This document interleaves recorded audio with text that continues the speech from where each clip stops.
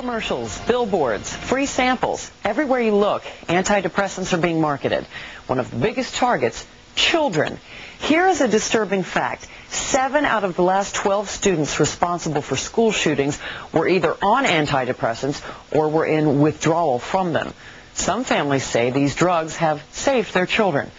Douglas Kennedy examines one of the biggest debates today. Are these medications helping or hurting our kids?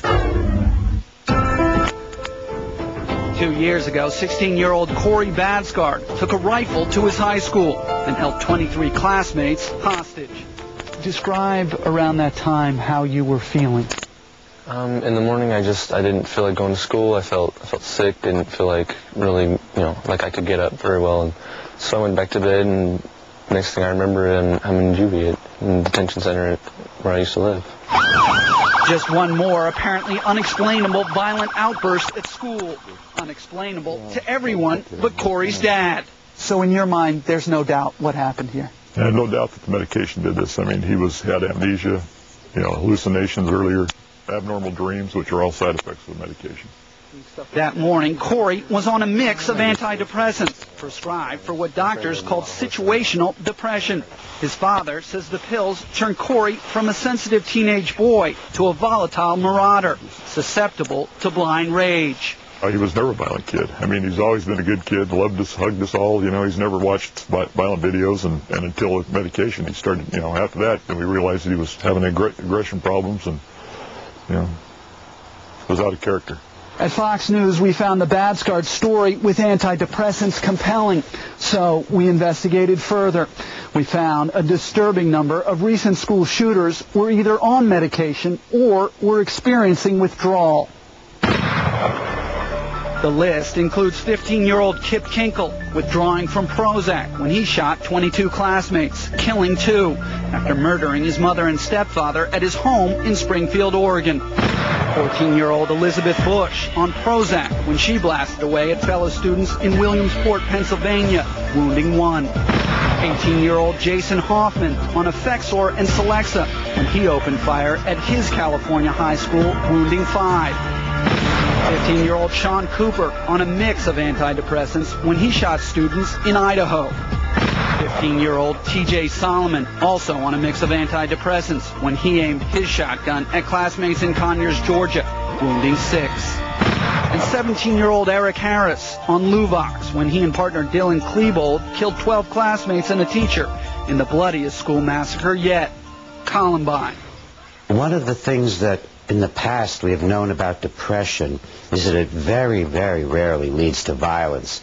It's only been since the advent of these new SSRI drugs that we have murderers, sometimes even mass murderers, taking antidepressant drugs. This man sees another explanation for the students' violence. They may not be getting adequate diagnostic evaluation. They may not be in intense enough treatment. They may not be on the right dose for the right length of time. Dr. Eric Hollander is a consultant for various drug companies, including the maker of Paxil. There's no evidence that being on an antidepressant medicine would increase the likelihood of homicide or suicide. As the number of drugs increased, so too have the number of school shootings. Bruce Wiseman runs a group that has monitored long-term effects of antidepressants on kids for years. The drugs have got documented side effects of mania, of psychosis in some cases, of violence, of suicidal tendencies, and you have studies documenting the fact that these kids were not violent, took the drugs, and became so. Indeed, Fox News recently obtained confidential documents belonging to the maker of Paxil, the drug Corey Badsgard had been taking when he snapped. The documents suggest a patient taking Paxil is 8 times more likely to attempt or commit suicide than patients taking placebo. And data publicly available from the drug companies show a small percentage of patients on all antidepressants experience mania, a state of mind sometimes associated with violent outbursts. When you take the figures of one drug manufacturer talked about maniacal behavior of 4%. Well, if there are, as some reports say, 2 million kids on these drugs, that's 80,000 time bombs waiting to explode.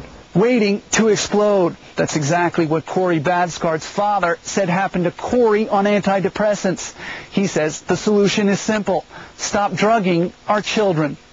just stop medicating the kids, and I don't think we'll have these problems, or as many as we do now. And Corey agrees. He's out of jail and off the drugs.